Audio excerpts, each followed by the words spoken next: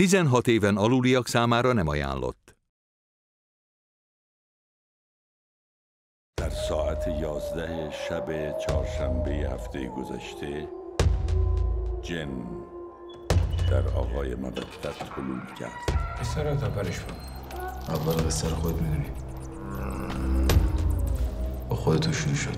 داستان صدا بردار فیلم پدر بزرگ من که وحشت صداگذاری فیلم خشت و آینه ناپدید شده و رفته. تنها کاری که تو اون چند ثانیه میتونستم بکنم این بود که حالیشون کنم هوا پس دارم میبرن سرشون رو ببرن. من الان بگم دیوونه بود شما قبول نمی‌کنی که. مصطفی سمیر رو میشناختی؟ من به هیچ که نشناسم. من صیاد کوسم. تو دیدمش فهمیدم ماجرای خودکشی صحنه سازی کشته بودنش. کارگر دقیقاً چی گفت؟ جسد که بره تو این خاک زمین دهن باز میکنه زلزله میاد. خب ما الان یه جسد لازم داریم. من یه جسد لازم دارم چرکی.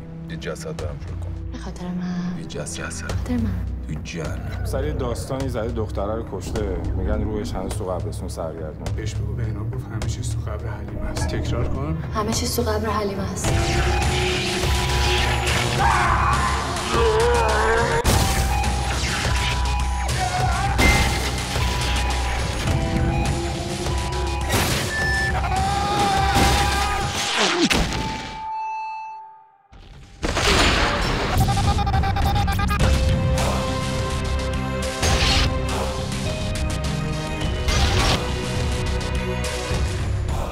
جن در اینجا.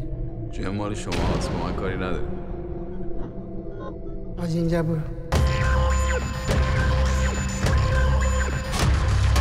اژدها وارد می شود. فیلمی ساخته مانی حقیقی.